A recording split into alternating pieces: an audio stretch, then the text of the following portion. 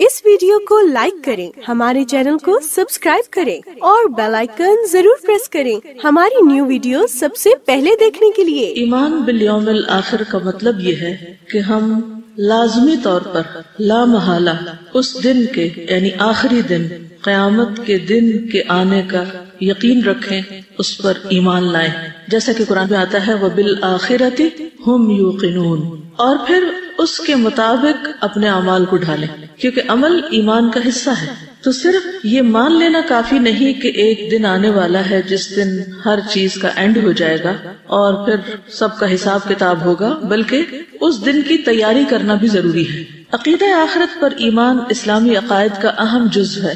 कुरान और हदीस में अक्सर इसे अकीदा तौहीद के साथ बयान किया गया है। ये अकीदा आखिरत एक जामे इस्तिलाह है और इसमें उखरवी जिंदगी और इसके मुतल्लिक कई उमूर शामिल हैं। सबसे पहले तो ये कि इंसान मर जाता है और उसकी बरज़खी जिंदगी शुरू हो जाती है। दुनिया, बरज़ख और आखिरत ये तीन मुख्तलिफ आलम हैं। बरज़ख इंसानी जिंदगी का वो मरहला है जो दुनिया और आखिरत के दरमियान है।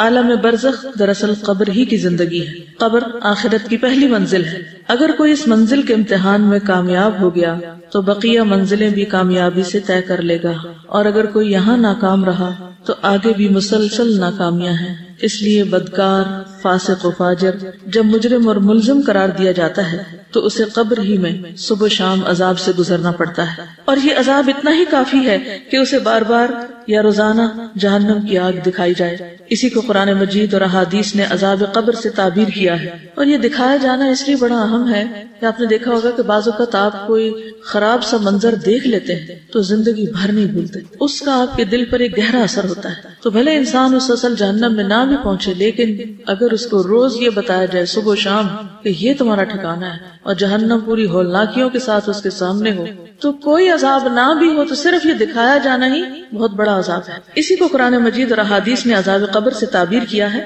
आले फिरौन के बारे में कुरान मजीद कहता है अन्नारु युअरदूना अलैहा गुदुव्वन व अशिय्या, सूरतुल मुमिन 46। दोज़ख की आग है जिसके सामने ये हर सुबह शाम लाए जाते हैं, जबकि रोज़े क़यामत उन्हीं के लिए ये हुक्म भी होगा वयौम तक़ूमुस्साअतु अदखिलू आल फिरऔन अशद्दल अज़ाब, और जिस दिन क़यामत कायम होगी फरमान होगा कि फिरौनियों को सख्त तरीन अजाब में डालो।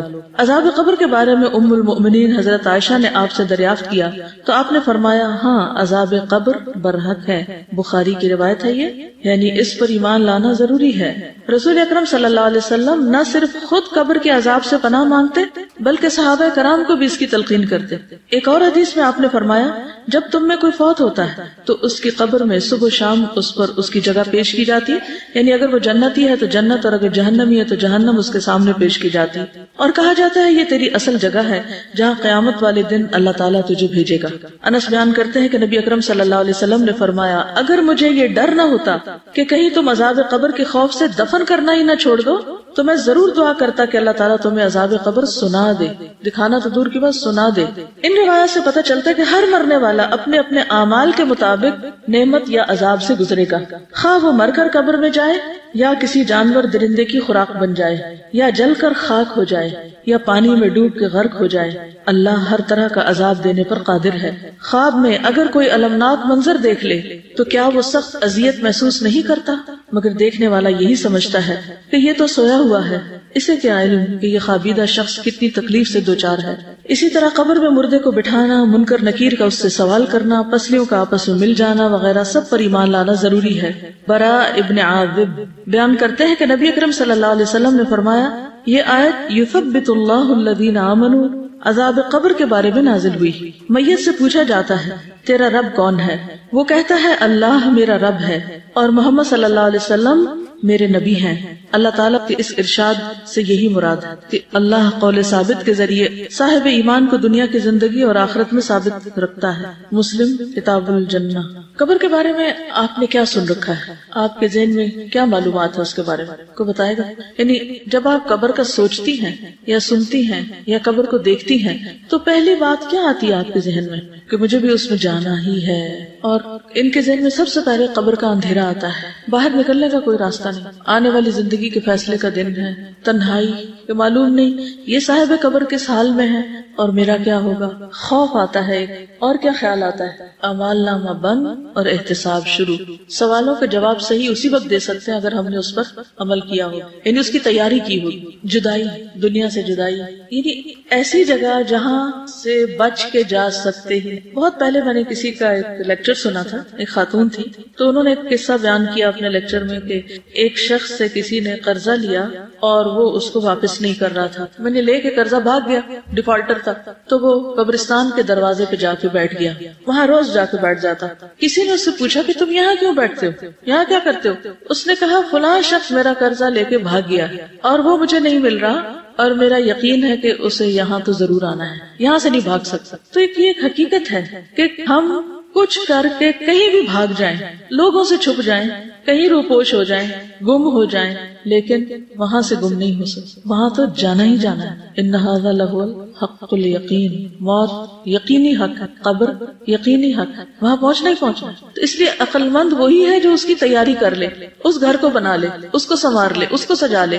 اب یہ ہمیں دیکھنا ہے کہ ہم اپنے دنیا کے گھروں کے لیے کتنے فکر مند ہوتے ہیں اور روز کیسی کیسی پلاننگ کرتے ہیں اور ان کو بڑا کرنے اور ان کو مزید سجانے اور ان کے اندر مزید دنیا بھر کے پتھر کے ٹکڑے لا کے رکھنے کی کیسی کیسی فکر کرتے ہیں۔ اپنی کمائی کا بہترین حصہ جو ہے وہ صرف خوبصورت ڈیکوریشن پیسوں پہ خرچ کر کے اپنے آس پاس رکھ کے خوش ہوتے رہتے ہیں، لیکن اس قبر کے اندر کے لیے کیا کچھ رکھا ہوا ہے، وہاں کتنے ڈیکوریشن پیس ہیں اور وہاں کے ڈیکوریشن پیس کیا ہیں اور وہاں کی خوبصورتی کیا ہے، اس کے بارے میں کتنا سوچتے ہیں۔ آپ اپنی کاپی پہ اپنی ڈائری پر ایک لکیر صفحے کے درمیان میں لگا کے اپنے اس گھر اور اس گھر کا موازنہ کر لیں کہ یہاں کیا کیا چیزیں ہیں میرے پاس، میرے بیڈ روم میں کیا کچھ ہے۔ قبر بھی تو ایک بیڈ روم ہے نا، it's a money bed room. پھر اپنے آپ سے پوچھیں اس بیڈ روم میں کتنے دن رہنا ہے اور وہاں کتنے دن رہنا ہے، یہاں کیا کیا رکھا ہوا ہے، جو ہے نا آپ کے بیڈ روم میں اس سارے کی لسٹ بنائیں، اپنے لیے بنائیں، بے شک آپ کسی کو نہ دکھائیں لیکن بنائیں۔ اور قبر کے لیے کیا کیا چاہیے، دیکھیے جب بچی کی شادی کرنی ہوتی ہے نا تو ہر ماں باپ میں نے دیکھا ہے غریب سے غریب بھی کاپی پین پکڑ کے بیٹھ جاتے ہیں یا کسی لکھنے والے کو بلا لیتے ہیں اور اس کو سامان کی لسٹ لکھواتے ہیں۔ ایسا ہی ہوتا ہے نا، یہ برتن لینے ہیں، یہ بیڈ روم کا سامان ہے، یہ فلاں ہے، یہ فلاں ہے، کتنی چیزیں لکھواتے ہیں، وہ کتنی لکھتے ہیں، اور جو رہ جاتی ہے ساری زندگی اس کے لیے بھاگ دوڑ کرتے رہتے ہیں۔ پھر جب تھوڑا پرانا ہوتا ہے، آؤٹ آف فیشن ہوتا ہے، پھر اس کو ریپلیس بھی کر لیتے ہیں۔ یہ سب چیزیں ہو رہی ہوتی ہیں۔ اس کے برعکس کس نے کاپی پین پکڑ کر یہ لکھا کہ وہاں کیا کیا چاہیے، کون سی چیز نیچے کے لیے چاہیے، کون سی دائیں سائڈ کے لیے، کون سی بائیں کے لیے، کون سی سر کی طرف، کون سی پاؤں کی طرف، کہاں کیا رکھنا میں نے۔ یہاں تو ٹیلی ویژن کی لیٹسٹ اسکرین کے لیے ہم بھاگ رہے ہوتے ہیں، جو نئی چیز آتی ہے پچھلی دے کے ادھر ادھر اور خرید لیتے ہیں تاکہ لیٹسٹ موویز اور ہر چیز کے نظارے خوبصورت سے خوبصورت مائنیوٹ ڈیٹیلز تک میں کر سکیں بہترین کلرز کے ساتھ۔ اور وہاں بھی ایک اسکرین نے چلنا ہے جس پہ یا جنت چلے گی یا جہنم چلے گی، اس پہ کیا کریں گے، وہ کیسی اسکرین ہوگی اور اس کے پیچھے کون سا کنٹرول روم ہوگا، وہ کون دکھائے گا، اور اس کا دکھایا جانا بھی برحق ہے۔ اصل بات یہ ہے کہ ہم خود کو دھوکہ دیتے ہیں، ہم مانتے ہیں مگر کوئی نہیں مانتے، ہم کہتے ہیں ہم تیاری کریں لیکن کوئی نہیں کر رہے۔ جتنا مال اس دنیا کے لیے خرچ کرتے ہیں اس کا کتنا حصہ آخرت کی اس کوٹھڑی کے لیے بھی خرچ کر رہے ہیں۔ یہاں بجلی نہ ہو تو کس قدر گھبراہٹ اور آلٹرنیٹ طریقے سوچتے ہیں، ایک نہ چلے تو دوسرا، دوسرا نہ ہو تو تیسرا۔ لیکن وہاں ٹھنڈک کس چیز سے ہوگی، ہوا کہاں سے آئے گی، اس کے لیے کیا کرنا ہوگا، وہ نہیں سوچتے۔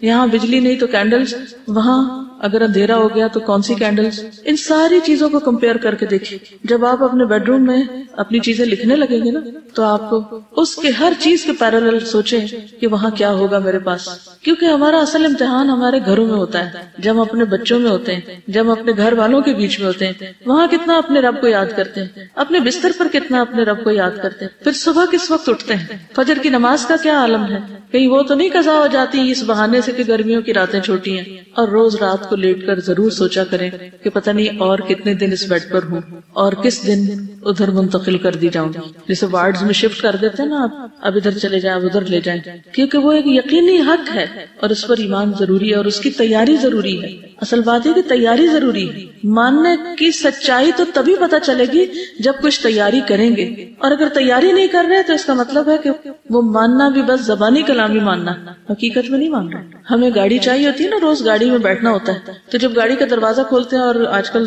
گرمی ہے, دھوپ ہے, اور اس میں اسمیل آنے لگتی ہے اگر کوئی بھی چیز بیچ میں رہ جائے, صفائی نہ ہو, اور حالانکہ تھوڑی دیر بیٹھنا ہوتا ہے, آدھا گھنٹہ, لیکن اس کے لیے کس قدر کنسرن ہوتے ہیں کہ اس کو صاف ہونا چاہیے. اگر سیٹیں خراب ہوگی تو سیٹیں چینج ہونی چاہیے, کمفرٹیبل نہیں رہی, اسپرے ہونا چاہیے, کتنی تیاریاں کرتے ہیں. لیکن قبر جس میں اس وقت تک رہنا ہے جب تک اللہ تعالیٰ دوبارہ نہ اٹھا دے, اس کے لیے کب سوچتے ہیں. نبی صلی اللہ علیہ وسلم نے فرمایا, قبر آخرت کی پہلی منزل ہے, اگر وہاں نجات مل گئی تو بعد کے سارے مراحل آسان ہو جائیں گے, اور اگر وہاں نجات نہ ملی تو بعد کے سارے مرحلے دشوار ہیں. اور آپ نے یہ بھی فرمایا, اللہ کی قسم میں نے جتنے بھی مناظر دیکھے ہیں, قبر کا منظر ان سب سے ہولناک ہے. پہلی بات تو یہ کہ جب مردے کو دفن کیا جاتا ہے تو اس کا جسم جب ڈیکمپوز ہونا شروع ہوتا ہے تو آپ کو پتہ ہے کہ اس کی اسمیل کیسی ہوتی ہے. کبھی کوئی مرے ہوئے چوہے کی یا مرے ہوئے مردار کی کوئی اسمیل دور پار کہیں سڑک سے گزرتے ہوئے گاڑی کے اندر بند شیشوں میں بھی آپ کو آ جائے تو کیسی کیفیت ہو جاتی ہے. یہ جسموں کا حال ہونے والا ہے. ان جسموں کے لیے دنیا میں کیا کچھ کرتے پھر رہے ہیں, کتنے فکر مند ہیں, اور وہاں کیا حال ہونے والا ہے جبکہ کوئی عزیز ترین پیارا بھی پلٹ کے نہ دیکھے گا. ابو لہب کے ساتھ کیا ہوا, اس کے اپنے بچوں نے اس کے ساتھ کیا کیا, کس طرح صرف لکڑیوں کے ساتھ دور سے گڑھا کھدوا کے حبشیوں سے اس کو دھکیل دیا, اس میں نہ غسل نہ کفن نہ کچھ بھی نہیں, اور اس کے ساتھیوں کو قلیب کے کنویں میں پھینک دیا گیا. السلام علیکم. ایک ڈاکیومنٹری میں دیکھ رہی تھی نیٹ جیو پہ, کس طرح سے ہیومن ڈکے ہوتا ہے, تو وہ بتا رہے تھے کہ جو سارا بلڈ ہوتا ہے وہ آپ کے جو ہالو اسپیسز ہوتی ہیں وہاں پہ جمع ہو جاتا ہے, آپ کے منہ کے اندر, آپ کے پیٹ کے اندر, اور پھر آہستہ آہستہ وہاں پہ گیسز جمع ہوتی ہیں تو وہ پھٹنا شروع ہو جاتی ہیں. جو قبر سے آوازیں کہتے ہیں نا آتی ہیں, وہ اصل میں یہی ہوتی ہیں جب آپ کے اسٹمک کے اندر گیسز پھٹتی ہیں, آپ کے لنگس کی گیسز پھٹتی ہیں, اور بہت اس طرح سے آپ کی اسکن ڈکے ہونا شروع ہو جاتی ہے. تو یہ اللہ کے رسول صلی اللہ علیہ وسلم قسم کھا کے فرما رہے ہیں کہ اللہ کی قسم میں نے جتنے مناظر دیکھے ہیں, قبر کا منظر ان سب سے زیادہ ہولناک ہے. پھر یہ کہ ہر ایک کی قبر ایک بار بھینچی جائے گی. مسند احمد کی روایت ہے, نبی صلی اللہ علیہ وسلم نے فرمایا, قبر کو ایک مرتبہ بھینچا جاتا ہے, اگر کوئی شخص اس عمل سے بچ سکتا تو وہ سعد بن معاذ ہوتے. اب اس لیے جو کافر ہوتا ہے یا منافق ہوتا ہے اس کے ساتھ سختی کا معاملہ ہوتا ہے, لیکن جیسے مومن ہے تو اس کے اوپر بھی ایک دفعہ قبر تنگ ہوتی ہے. کبھی آپ نے دیکھا ہوگا کہ بہت سارے لوگ ہوں تو ایک اسٹیمپیڈ ہوتی ہے جب تو, یا ایک دوسرے کے بیچ میں دب گھٹ جائیں تو کیسی کیفیت ہوتی ہے اس وقت, ایسا لگتا ہے دل باہر آنے لگا ہے. پھر قبر میں اندھیرا, نبی صلی اللہ علیہ وسلم نے فرمایا, یہ قبریں اپنے رہنے والوں پر اندھیرے سے بھری ہوتی ہیں, اور اللہ ان کو میری نماز کی وجہ سے روشن کر دے گا یا میری دعا کی وجہ سے روشن کر دے گا. بصلاتی علیہم, یعنی آپ جو دعائیں کرتے تھے اپنے صحابہ کے لیے اور جنازہ وغیرہ پڑھتے تھے, اور اسی لیے بعد میں بھی یہ سنت جاری رہی کہ جو بھی کوئی فوت ہو اس پر جنازہ پڑھا جائے اور پیچھے والے اس کے لیے دعا کرے. اب آپ دیکھیے کہ مرنے والے کے لیے عموماً کتنی دعائیں ہوتی, اپنے اپنے سپارے کھول کے بیٹھے ہوتے ہیں, گٹلیاں پھینک رہے ہوتے ہیں, باتیں کر رہے ہیں, ادھر ادھر کے کاروبار ڈسکس ہو رہے ہیں, لیکن اس وقت مردے کے ساتھ کیا ہو رہا ہے اس کی کسی کو بھی فکر نہیں. پھر قبر میں عقل کا لوٹایا جانا. مسند احمدی کی روایت ہے, عبداللہ بن عمر کہتے ہیں, ایک مرتبہ رسول اللہ صلی اللہ علیہ وسلم نے قبروں میں امتحان لینے والے فرشتوں کا تذکرہ کیا. عمر رضی اللہ عنہ کہنے لگے, اے اللہ کے رسول صلی اللہ علیہ وسلم, کیا اس وقت ہماری عقلیں لوٹا دی جائیں گی, یعنی ہم سینسز میں ہوں گے, ہمیں پتہ چلے گا کہ یہ کیا ہو رہا ہے؟ آپ نے فرمایا, ہاں بالکل آج کی طرح, جیسے آج ہم دیکھتے, سنتے, سمجھتے اور ہر چیز کو محسوس کرتے ہیں, اسی طرح وہاں بھی عقل لوٹائی جائے گی. اور اس کا لوٹایا جانا یا دوسرے لفظوں میں روح کا لوٹایا جانا اسی مقصد کے لیے. پھر صحابہ کرام جو تھے وہ قبر سے خوف کھاتے تھے, حالانکہ ان کے لیے کیا سرٹیفکیٹ جاری ہو چکا تھا, رضی اللہ عنہم ورضوا عنہ. حضرت عثمان رضی اللہ تعالیٰ عنہ کے بارے میں آتا ہے کہ جب وہ کسی قبر پہ رکتے تو اتنا روتے کہ داڑھی تر ہو جاتی. کسی نے ان سے پوچھا, جب آپ جنت اور جہنم کا تذکرہ کرتے ہیں تو تب تو نہیں روتے اور اس سے رو پڑتے ہیں؟ اللہ کے رسول صلی اللہ علیہ وسلم کے صحابی ہیں, آپ کی 2 بیٹیوں کے شوہر ہیں, خلیفہ ثالث ہیں, اور اللہ کی خشیت آپ دیکھیں, ہمیں کیوں نہیں نظر آتی؟ ہم کیوں اتنے سنگ دل ہیں؟ کیا ہم ان سے زیادہ نیک بن چکے؟ انہوں نے کہا, رسول اللہ صلی اللہ علیہ وسلم نے فرمایا, قبر آخرت کی پہلی منزل ہے، اگر وہاں سے نجات مل گئی تو بعد کے سارے مرحلے آسان ہو جائیں گے۔ عمرو بن العاص کہتے ہیں جب میرا انتقال ہو جائے تو میرے جنازے کے ساتھ نہ کوئی رونے والی ہو نہ آگ ہو۔ یہ دور جاہلیت کا طریقہ تھا کہ جنازے پہ یہ دو چیزیں ساتھ لے کے جاتے تھے، رونے والی عورتیں جو بین کرتی جاتی تھیں اور آگ بھی لے کے جاتے۔ جب تم مجھے دفن کر دو تو مجھ پر مٹی ڈال دینا، اس کے بعد میری قبر کے ارد گرد اتنی دیر ٹھہرنا جتنی دیر میں اونٹ ذبح کر کے اس کا گوشت تقسیم کیا جاتا ہے، تاکہ تمہارے قرب سے مجھے انس حاصل ہو اور میں دیکھ لوں کہ میں اپنے رب کے فرشتوں کو کیا جواب دیتا ہوں۔ یہ دراصل ان کی فکر کو ظاہر کرتا ہے کہ انہیں کتنی فکر تھی، حالانکہ باہر والے اندر والے کے لیے کچھ نہیں کر سکتے سوائے دعا کے، لیکن انہیں اتنا یقین تھا کہ حساب بھی ہوگا اور جواب بھی دینا ہوگا۔ تو مومن جو ہے اس کے لیے قبر کی زندگی حساب کتاب کے بعد جب وہ 3 سوالوں کے جواب ٹھیک دے دیتا ہے تو پھر اچھی ہو جاتی ہے۔ قرآن مجید میں بھی آتا ہے فَأَمَّا إِن كَانَ مِنَ الْمُقَرَّبِينَ فَرَوْحٌ وَرَيْحَانٌ وَجَنَّةُ نَعِيمٍ وَأَمَّا إِن كَانَ مِنْ أَصْحَابِ الْيَمِينِ فَسَلَامٌ لَكَ مِنْ أَصْحَابِ الْيَمِينِ۔ اگر وہ مرنے والا مقربین میں سے ہو، اعلیٰ درجات والوں میں سے، تو اس کے لیے راحت، عمدہ رزق اور نعمتوں والی جنت ہوگی، اور اگر وہ دائیں ہاتھ والوں میں سے ہوگا یعنی عام نیک مسلمان صالحین میں سے، تو اے دائیں ہاتھ والے لوگوں میں شامل ہونے والے یعنی اصحاب الیمین تجھ پر سلامتی ہو، اس کو سلامتی بھیجی جائے گی۔ لیکن آبویسلی جو VIP ٹریٹمنٹ پہلے درجے والوں کے ساتھ ہوگا وہ دوسروں کے ساتھ نہیں۔ دنیا میں آپ دیکھیے کہ ہم ہر موقع پہ کیا چاہتے ہیں کہ ہمارا اچھی طرح استقبال ہو، ہمیں اچھی طرح پوچھا جائے، ہمارے ساتھ بہترین معاملہ کیا جائے۔ پچھلے دنوں VIP کلچر کی بات کر رہے تھے نا، تو بات یہ ہے کہ دنیا کے لیے تو ہم بہت فکر مند ہوتے ہیں اور بہت مائنڈ بھی کرتے ہیں اگر ہمارا کوئی اس طرح استقبال نہ کرے، لیکن ہم میں سے کتنوں کو فکر ہوئی کہ جنت میں استقبال کیسے ہوگا۔ پھر سورۃ النحل میں آتا ہے 32 الذین تتوفاہم الملائکۃ طیبین یقولون سلام علیکم سلام علیکم ادخلوا الجنۃ بما کنتم تعملون۔ وہ پرہیزگار جو پاک سیرت ہوتے ہیں، فرشتے ان کی روح قبض کرنے آتے ہیں تو کہتے ہیں تم پر سلام ہو، جو اچھے عمل تم کرتے رہے اس کے صلے میں جنت میں داخل ہو جاؤ۔ تو گویا قبر ان کے لیے کیا بن جاتی ہے؟ جنت کے باغوں میں سے ایک باغ، جنت کا ٹکڑا۔ نبی صلی اللہ علیہ وسلم نے فرمایا بندہ مومن جب دنیا سے رخصتی اور آخرت کے سفر پر جانے کے قریب ہوتا ہے، یعنی اب اس کے آخری دن ہوتے ہیں، آخری وقت ہوتا ہے، تو اس کی طرف آسمان سے روشن چہرے والے فرشتے آتے ہیں، گویا ان کے چہرے سورج کی طرح ہیں، ان کے پاس جنت کا کفن اور جنت کی حنوط ہوتی ہے یعنی خوشبو، تاحد نگاہ وہ بیٹھ جاتے ہیں، ہر طرف پھیل جاتے ہیں۔ پھر ملک الموت اس کے سرہانے پہ آ کے بیٹھ جاتے ہیں اور وہ کہتے ہیں اے نفس مطمئنہ، اللہ کی مغفرت اور خوشنودی کی طرف چلو۔ چنانچہ اس کی روح اس طرح بہہ کر نکل جاتی ہے جیسے مشکیزے کے منہ سے پانی کا قطرہ بہہ جاتا ہے۔ ملک الموت اسے پکڑ لیتے ہیں، جیسے بچہ ڈیلیور ہوتا ہے نا تو فوراً اس کو ڈاکٹر ہاتھ پہ لے لیتے ہیں، تو اسی طرح موت کے وقت بھی جان جب پوری نکلتی ہے تو ایسے جیسے ایک بیبی ڈیلیور ہو کے باہر آ گیا، روح باہر آ جاتی اور اس کو لینے کے لیے ملک الموت آگے ہاتھ بڑھاتے ہیں اور پھر فوراً آگے فرشتوں کو دے دیتے ہیں جس قسم کا وہ شخص ہوتا ہے، اور دوسرے فرشتے پلک جھپکنے کی مقدار بھی اس کی روح کو ملک الموت کے ہاتھ میں نہیں رہنے دیتے، فوراً اس سے آگے لے لیتے ہیں، بلکہ ان سے لے کر اسے کفن میں لپیٹ کر اس پر لائی ہوئی حنوط مل دیتے ہیں، اور اس کے جسم سے ایسی خوشبو آتی ہے جیسے مسک کا ایک خوشگوار جھونکا جو زمین پر محسوس ہو سکے۔ پھر فرشتے اس روح کو لے کر اوپر چڑھ جاتے ہیں۔ مجھے بالکل ہسپتال کا منظر نظر آ رہا ہے، جب کبھی شاید آپ کو موقع ملا ہو کسی ڈیلیوری کو دیکھنے کا، کہ جیسے جو ہی بیبی باہر آتا ہے تو فٹافٹ اس کو آگے دے دیا جاتا ہے نرسز کو، اور پھر اس کے بعد اس کو لپیٹ دیا جاتا ہے اور فوراً اس کی ٹیک کیئر کی جاتی ہے کہ اب آگے اس کے ساتھ کیا کرنا ہے، اگر اس کو سانس نہ آ رہا ہو یا جو بھی حسب ضرورت اس کو نیکسٹ لیول کی مدد دی جا رہی ہوتی ہے۔ تو یہ دنیا میں آمد کا وقت ہوتا ہے اور اسی قسم کا اس کی رخصتی کا وقت ہوتا ہے جب روح واپس جا رہی ہوتی ہے۔ مومن کی روح جب نکلنے والی ہوتی ہے تو وہ اللہ سے ملاقات کو پسند کرتا ہے۔ نبی صلی اللہ علیہ وسلم نے فرمایا مومن کو جب موت آتی ہے تو اسے اللہ کی خوشنودی اور اس کے ہاں اس کی عزت کی خوشخبری دی جاتی ہے۔ اس وقت مومن کو کوئی چیز اس سے زیادہ عزیز نہیں ہوتی جو اس کے آگے ہوتی، اس لیے وہ اللہ سے ملاقات کا خواہش مند ہو جاتا ہے اور اللہ بھی اس کی ملاقات کو پسند کرتا ہے۔ اس کے برعکس جو منافق یا کافر ہوتا ہے اس کو جو پتہ چلتا ہے کہ بھیانک فرشتے اس کی خبر لینے آئے ہیں، بھیانک شکلوں والے، تو پھر اس کی روح بھاگتی ہے، نکلنا نہیں چاہتی، ریزسٹ کرتی ہے اور وہ اللہ سے ملاقات کو ناپسند کرتا کرتا ہے. کیوں؟ کیونکہ اب وہ ظاہر ہے کہ ایک مجرم کی حیثیت سے وہ جا کے کھڑا ہوگا تو کیسے منہ دکھائے. جیسے کوئی مجرم رنگے ہاتھوں پکڑ لیا جائے تو وہ کیا چاہتا ہے, اس کو آگے لے جایا جائے. نہیں, وہ بھاگنے کی کوشش کرتا ہے, ریزسٹ کرتا ہے, بچنے کی, چھپنے کی, ادھر ادھر ہونے کی. یہی کیفیت اس شخص کی ہوتی ہے. پھر آسمان والوں کا نیک روح کو مسلسل مرحبا کہنا.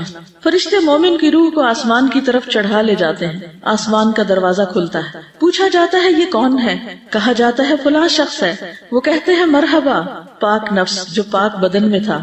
پاک نفس پاک بدن میں تزکیہ ہو چکا تھا اس کا, اور وہ پاکیزہ بدن میں تھا, صاف ستھرا, کلین.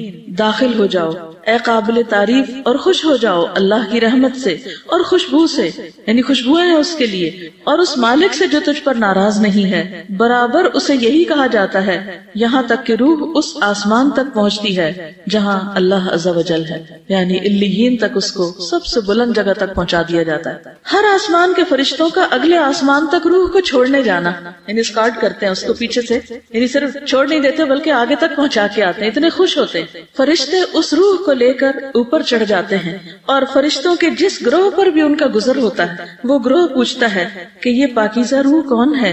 وہ جواب میں اس کا وہ بہترین نام بتاتے ہیں جس سے دنیا میں لوگ اسے پکارتے تھے, اچھے سے اچھا نام, حتیٰ کہ وہ اسے لے کر آسمان دنیا تک پہنچ جاتے ہیں. کیونکہ ہر شخص کی ایک شہرت ہوتی ہے نا, ایک نام ہوتا ہے, ایک آئیڈینٹی ہوتی ہے. وہ اس کے لیے دروازے کھلواتے ہیں تو دروازہ کھول دیا جاتا ہے. تو ہر آسمان کے مقرب فرشتے اس کے ساتھ ساتھ چلتے ہیں آسمان کی طرف جو اس کے بعد آتا ہے, اور اس طرح اسے 7ویں آسمان تک پہنچا دیا جاتا ہے. یہ ہم سب کی جرنی ہے, ہم سب نے یہ ٹریولنگ کرنی ہے. اگر اس ٹریٹمنٹ کے مستحق ہوئے تو یہ سب کچھ ملے گا, ادروائز دوسری چیز بھی ابھی سامنے آئے گی. پھر فرشتے دعا دیتے ہیں. ابو ہریرہ رضی اللہ عنہ سے روایت ہے کہ جب کسی مومن کی روح نکلتی ہے تو 2 فرشتے اسے لے کر اوپر چڑھتے ہیں تو آسمان والے کہتے ہیں کہ پاکیزہ روح زمین کی طرف سے آئی ہے, اللہ تعالیٰ تجھ پر اور اس جسم پر جسے تو آباد رکھتی تھی رحمت نازل فرما, یعنی تجھ پر بھی اور جس جسم کو تو نے آباد کیا ہوا تھا, یعنی ہم سب کا جو جسم ہے جس میں وہ روح ڈالی ہوئی ہے, تو اس کے لیے بھی رحمت کی دعا کرتے ہیں. پھر روحوں سے ملاقات. فرشتے نیک روح کو اہل ایمان کی ارواح کے پاس لاتے ہیں, یعنی روح جا کر باقی روحوں سے ملاقات کرتی اور وہ اس روح سے خوش ہوتے ہیں اس سے زیادہ جو کہ تم کو کسی بچھڑے ہوئے شخص کی آمد سے ہوتی.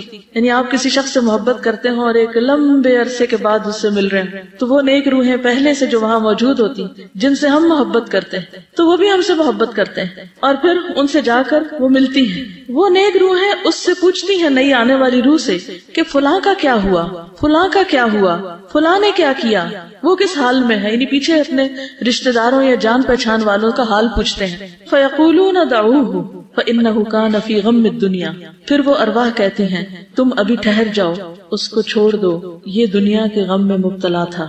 یعنی یوں ہی آپ سمجھیں کہ جیسے ایک سفر کر کے, طویل سفر کر کے کوئی آتا ہے تو وہ کچھ پیچھے والوں کی یاد میں ہوتا ہے اور کچھ نئی دنیا اس کے لیے نئی ہوتی ہے, تو وہ اس میں اس کو ایک ایڈجسٹمنٹ ٹائم چاہیے ہوتا ہے. بہت اچھی طرح ویلکم کرتے ہیں, اور بعض اوقات آپ نے دیکھا ہوگا نا کہ جب کوئی نیا مہمان آتا ہے یا کوئی خاص مہمان آتا ہے تو ہم آؤٹ آف ایکسائٹمنٹ محبت اس کے گلے لگنے لگتے ہیں اور وہیں کھڑے کھڑے اس سے ڈھیروں سوال شروع کر دیتے ہیں. ہوتا نا کبھی ایسا, یعنی اس کو سانس نہیں لینے دیتے کہ ہم سب پوچھنے لگتے ہیں. تو یہ انسانی کمزوری ہے, یہ انسانی عادت ہے. تو وہاں بھی جب سب سوال شروع ہو جائیں گے تو پھر کچھ کہیں گے کبھی چھوڑ دو, کیونکہ دنیا سے جدائی کا مرحلہ صرف بعد والوں کے لیے نہیں, جانے والے کے لیے بھی ایک مشکل وقت ہوتا ہے. کیونکہ سیپریشن جو ہوتی ہے وہ ایک عجیب چیز ہے, انسان اس سے متاثر ہوئے بغیر نہیں رہتا. کبھی بھی آپ دیکھیں جب آپ ایک جگہ کو چھوڑ کے دوسری جگہ جا رہے ہوتے ہیں, مثلا یہاں آپ پڑھتے ہیں, جب یہاں سے گھر جانے لگتے ہیں یا گھر سے یہاں آنے لگتے ہیں, یا لڑکی اپنے ماں باپ کا گھر چھوڑ کے آگے جانے لگتی ہے, یا پھر وہ اپنا گھر چھوڑ کے واپس کسی دن آنے لگتی ہے, تو جو بھی مرحلے ہوتے ہیں ان سب میں انسان کو ایک وقت لگتا ہے. جب جانے والا جاتا ہے تو اس وقت بھی تو گھر کیسا خالی لگتا ہے نا, وہ کمرہ جس میں وہ رہتا تھا, وہ جگہ جہاں وہ بیٹھتا تھا, وہ کام جو وہ کرتا تھا, وہ ساری چیزیں اس کو ایک طرح سے یاد کر رہی ہوتی, اور جو اس کے عزیز قریب رشتے دار ہوتے ہیں, جو اس کے بالکل کلوز سرکل ہوتا ہے, وہ بھی اس کو مس کر رہے ہوتے ہیں. اب دیکھیے کہ جیسے شادی کا ہی مرحلہ ہے نا, تو کیا بچی کو نئے گھر جانے کی خوشی نہیں ہوتی؟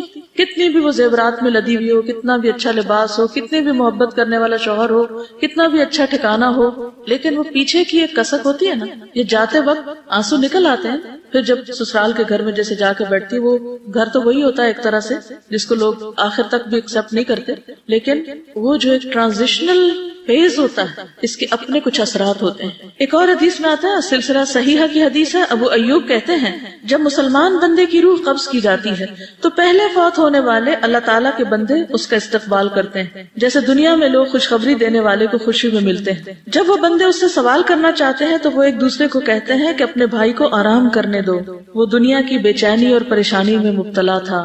کیونکہ کئی دفعہ ایسا بھی ہوتا ہے کہ انسان بیمار ہوتا ہے مرنے سے پہلے، اور ایک لمبی بیماری کاٹ کے فوت ہوتا ہے، یا اس پر کچھ حالات تنگ ہوتے ہیں، تو وہ ابھی یہ جو ایک فیز سے دوسرے فیز میں آیا نا تو وہ اس کی رعایت کر رہے ہوتے ہیں۔ بالآخر وہ پوچھتے ہیں کہ فلاں کیا کر رہا تھا، اگر کسی کا کوئی بچہ ہے پیچھے، یا ماں باپ ہے، یا کوئی بیوی ہے، یا کوئی اور ہے، کہ وہ کیا کر رہے ہیں۔ فلاں بہن کی سنائیں، اس کی شادی ہو گئی تھی، یہ الفاظ ہیں، ما فعلت فلانۃ هل تزوجت۔ جب وہ کسی ایسے آدمی کے بارے میں سوال کرتے ہیں جو اس سے پہلے مر چکا ہوتا ہے اور وہ جواب دیتا ہے کہ وہ تو مجھ سے پہلے مر چکا، وہ بہن تو دنیا سے پہلے مر کے جا چکی، وہ تو مجھ سے پہلے آ گئی تھی، تو وہ کہتے ہیں انا للہ و انا الیہ راجعون۔ وہ یہاں نہیں پہنچی، وہ یہاں نہیں آئی، کیونکہ ہر آنے والے کو ان کو پتا ہوتا ہے کون کون آ گیا۔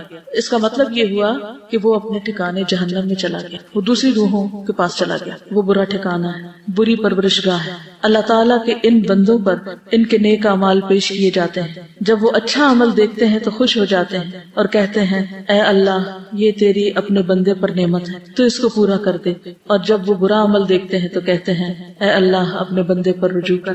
پھر روح کو آسمان سے دوبارہ نیچے لایا جاتا ہے قبر کے حساب کتاب کے لیے۔ اب آپ کہتے ہوں گے کہ چند گھنٹے بعد تو دفنا دیا جاتا ہے، تو اتنی دیر میں واپس کہاں سے آتا ہے؟ نبی صلی اللہ علیہ وسلم کتنی دیر میں واپس آ گئے تھے آسمان سے؟ چند گھنٹوں کی بات تھی۔ مسند احمد کی روایت ہے جب روح کو ساتویں آسمان تک لے جایا جاتا ہے تو اللہ تعالیٰ فرماتے ہیں میرے بندے کا نامہ اعمال علیین میں لکھ دو اور اسے واپس زمین کی طرف لے جاؤ، کیونکہ میں نے اپنے بندوں کو زمین کی مٹی ہی سے پیدا کیا، اسی میں لوٹاؤں گا اور اسی سے دوبارہ نکالوں گا۔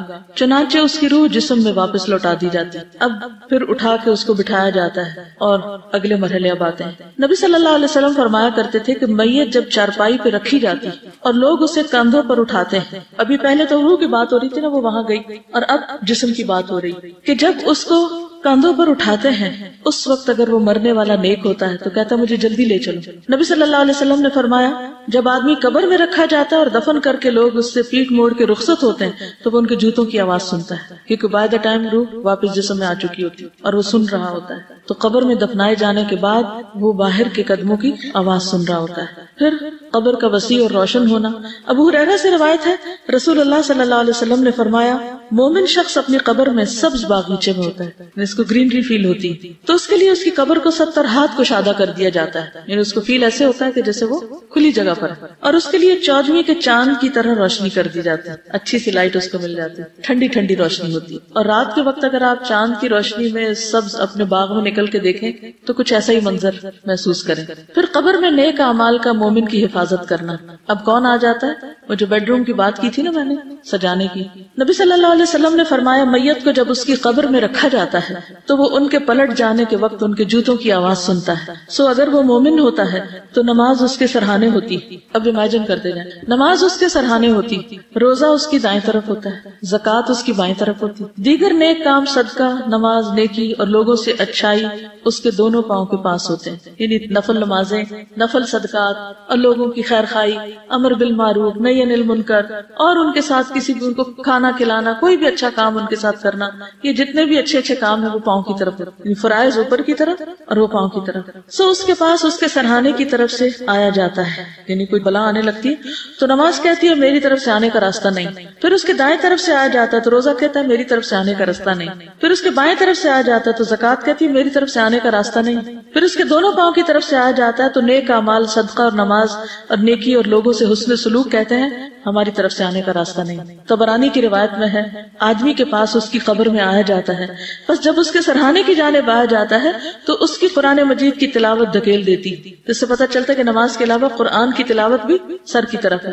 جب اس کے دونوں ہاتھوں کی طرف یعنی سائڈ سے آیا جاتا ہے تو اس کو صدقہ دھکیل دیتا ہے، جب اس کے پاؤں کی جانب سے آیا جاتا ہے تو اس کا مسجد کی طرف جانا اسے دھکیل دیتا ہے، یعنی پاؤں سے جو نیک کام کیے ہوتے ہیں چل کر، تو اس میں کنٹراڈکشن نہیں، اس میں ایڈیشن ہے، یعنی وہ چیزیں بھی ہیں اور اس پر مزید یہ نیکیاں بھی ہیں. کچھ تو ہوتی ہے نا کہ جیسے ایک دیوار ہوتی ہے, پھر اس کے اوپر اس کا پینٹ اور اس کے خوبصورتی اور ڈیکوریشن, تو اسی طرح کچھ چیزیں تو سالڈ نیکیاں ہیں جیسے فرائض ہیں, پھر اس کے بعد جو نوافل وغیرہ ہیں وہ اس کو اور ڈیکوریٹ کر دیتے ہیں. پھر مومن کا نماز کی فکر کرنا, قبر میں بھی نماز کی فکر کرتا ہے. قبر میں دفن کرنے کے بعد اس سے کہا جاتا ہے کہ بیٹھ جاؤ, سٹ ڈاؤن, سو وہ بیٹھ جاتا ہے. اس کے لیے سورج کی شکل بنا دی جاتی ہے گویا کہ وہ غروب ہونے کے قریب ہے. جیسے میں اسکرین کی بات کی نا, تو اس کو ایسا منظر دکھایا جاتا ہے جیسے سورج ڈوبنے لگا ہو. معلوم نہیں آپ شام کے وقت مغرب سے پہلے جب دعائیں پڑھتے ہیں تو سورج دیکھتے ہیں کہ نہیں باہر نکل کے, یا اللہ کو کتنا یاد کرتے ہیں, لیکن اس وقت اگر آپ سورج دیکھیں تو یہ سوچا کریں کہ قبر میں بھی اسی طرح سورج دکھایا جائے گا ڈوبنے کے قریب قریب. تو اس کو کہا جاتا ہے تمہارا اس شخص کے بارے میں کیا خیال ہے جو تمہاری طرف بھیجا گیا. سوال جواب شروع ہوتے ہیں, تم اس کے بارے میں کیا کہتے ہو, کیا گواہی دیتے ہو. وہ کہتا ہے مجھے چھوڑ دو, میں نماز پڑھ لوں. کیا ہم دنیا میں یہ کرتے ہیں کہ کام چھوڑ کے کہیں ذرا چھوڑ دو مجھے, میں پہلے نماز پڑھ لوں. تو بچے تنگ کر رہے ہوں, کوئی اور کام ہو, ہم تو الٹا کیا کرتے ہیں, اچھا ایک کام کر لوں پھر ذرا نماز پڑھیں گے, اور اٹھتے اٹھتے بھی ادھر ہاتھ مار ادھر مار, وہ بھی کر وہ بھی کر, اور آخر وقت کر دیتے ہیں. جبکہ مومن اس سے برعکس ہوتا ہے, وہ کہتا ہے چھوڑو مجھے پہلے میں نماز پڑھ لوں پھر باقی باتیں بعد میں کریں گے. کیا کسی کے لمبے فون پر آپ نے کبھی کہا کہ ذرا میں نماز پڑھ لوں؟ کسی ملاقاتی کو آپ نے معذرت کی کہ میں ذرا نماز پڑھ لوں پھر آپ سے بات کرتا ہوں؟ ہم اللہ کی خاطر لوگوں کو ناراض نہیں کر سکتے, کیونکہ ہم کہتے ہیں یہ مائنڈ کر جائیں گے, پتہ نہیں کیا ہو جائے گا, پھر یہ چھوٹ جائیں گے, پھر ہم سے ٹوٹ جائیں گے, پھر یہ چلے جائیں گے. جنہوں نے جانا ہوتا ہے وہ تو ویسے ہی چلے جاتے ہیں, وہ ہم سے پوچھ کے تھوڑی جاتے ہیں. وہ کہتے ہیں تم یقیناً ایسا کرو گے, پہلے ہمیں اس بارے میں خبر دو جو ہم تم سے سوال کر رہے ہیں. تمہاری اس شخص کے بارے میں کیا رائے ہے جو تمہاری طرف بھیجا گیا, تم اس کے بارے میں کیا کہتے ہو اور کیا گواہی دیتے؟ فرمایا بس وہ کہتا ہے کہ وہ محمد صلی اللہ علیہ وسلم ہے, میں گواہی دیتا ہوں کہ وہ اللہ کے رسول ہیں اور وہ اللہ کے پاس سے حق لے کر آئے ہیں. اس کو کہا جائے گا تو نے اسی پر زندگی گزار دی, اس پر جو رسول اللہ لائے تھے صلی اللہ علیہ وسلم, اور تو اسی پر فوت ہوا اور اسی پر تجھے اٹھایا جائے گا انشاءاللہ. تو کتنا ضروری ہے کہ اس چیز کے ساتھ زندگی گزاریں جو آپ لائے, اسی پہ موت آئے اور اسی کے ساتھ اٹھیں. یہ پرائرٹی نمبر 1 ہونی چاہیے ہماری, اور باقی چیزیں بھی ساتھ لے کے چلے, لیکن باقیوں کی خاطر اس کو نہ چھوڑ دیں. پھر یہ کہ مومن کو قبر کے سوال و جواب میں مدد دی جاتی. نبی صلی اللہ علیہ وسلم نے فرمایا جب انسان کو دفن کر کے اس کے ساتھی چلے جاتے ہیں تو ایک فرشتہ جس کے ہاتھ میں گرز ہوتا ہے, گرز کہتے ہیں لوہے کے ہیمر کو, آ کر اسے بٹھا دیتا ہے اور اس سے محمد صلی اللہ علیہ وسلم کے متعلق پوچھتا ہے کہ تم اس آدمی کے متعلق کیا کہتے ہو. اگر وہ مومن ہو تو کہہ دیتا ہے کہ میں اس بات کی گواہی دیتا ہوں کہ اللہ کے علاوہ کوئی معبود نہیں, اور یہ کہ محمد صلی اللہ علیہ وسلم اس کے بندے اور رسول ہیں. یہ سن کر فرشتہ کہتا ہے کہ تم نے سچ کہا. پھر اسے جہنم کا ایک دروازہ کھول کر دکھایا جاتا ہے اور اس سے کہا جاتا ہے اگر تم اپنے رب کے ساتھ کفر کرتے تو تمہارا ٹھکانہ یہاں ہوتا, لیکن چونکہ تم اس پر ایمان رکھتے تھے اس لیے تمہارا ٹھکانہ دوسرا ہے.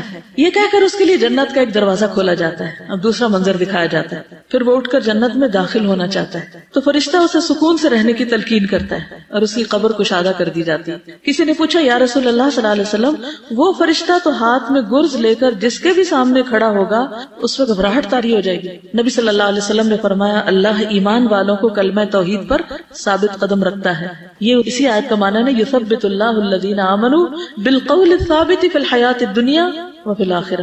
لیکن یہ دیکھ لیں کہ سوال کرنے والا ہے کتنا سخت. آپ نے دیکھا ہوگا کہ اگر کوئی ٹیچر مہربان ہو اور پیار سے بات کرے, سوال آرام سے کرے تو نالائق سے نالائق اسٹوڈنٹ بھی جواب دے پاتا ہے. لیکن اگر ٹیچر سخت مزاج ہو تو اچھا بھلا ذہین طالب علم بھی گھبرا اٹھتا ہے. اسی لیے صحابہ نے پوچھا کہ وہ لوہے کا ہیمر دیکھ کے تو ہم سب کو ڈر لگے گا, پھر فرمایا اللہ تعالیٰ ثابت قدمی دے گا کیونکہ دنیا میں تم توحید پر تھے.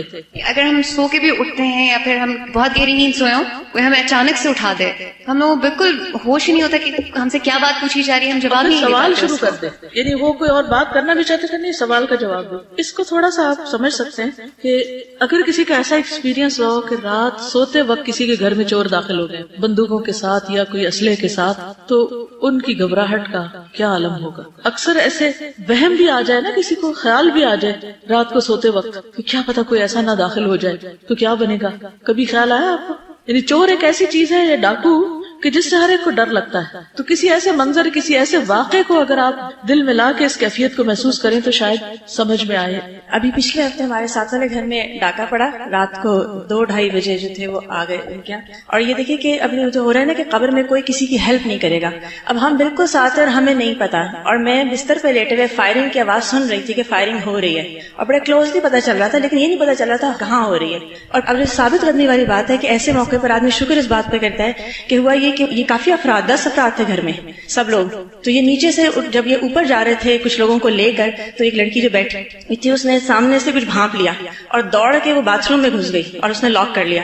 اتفاق سے جیسے آج کل ہر وقت موبائل ہاتھ میں ہوتا ہے، موبائل ہاتھ میں تھا، اور جو باتھ روم جا کے اس نے 15 کو فون کر دیا. اب یہ جو ثابت قدمی ہوتی ہے نا کہ اس وقت عقل کہاں سے آئے اتنی کہ ایک دم سے اس کو حالات میں موبائل اٹھانا ہے اور بھاگتے ہوئے وہ کرنا ہے. اور یہ بھی اللہ کا کرنا ہوا کہ ان چوروں کو یہ نہیں پتا چلا کہ ایک لڑکی باتھ روم میں، تو وہ نقصان نہیں ہوا جو ہو سکتا تھا. تو اللہ نے یہ ثابت قدمی اس وقت دی ہوتی ہے، یہ بلیسنگ کے سوا کچھ نہیں ہوتی. دیکھیے دنیا میں تو پھر بھی انسان کسی کو موبائل پہ مدد کے لیے بلا لیتا ہے، ہم سائے ساتھ آ جاتے ہیں، لیکن قبرستان سے کون کس کو موبائل کر سکتا؟ ساتھ والی قبر سے بھی اٹھ کے کوئی نہیں آ سکتا. جو کچھ اپنے پاس ہوگا بس وہی ہوگا. لیکن ہم کتنے دھوکے میں ہوتے ہیں نا کہ دوسرے لوگوں کی خاطر اپنا دین بیچے چلے جاتے ہیں، کبھی بچوں کی خاطر، کبھی بہن بھائیوں کی خاطر، کبھی دوستوں کی خاطر اپنی آخرت برباد کیے چلے جا رہے ہوتے ہیں. نبی صلی اللہ علیہ وسلم نے فرمایا اگر مرنے والا نیک آدمی ہو تو فرشتے اسے اس کی قبر میں اس طرح بٹھاتے ہیں کہ اس پر کوئی خوف اور گھبراہٹ نہیں ہوتی.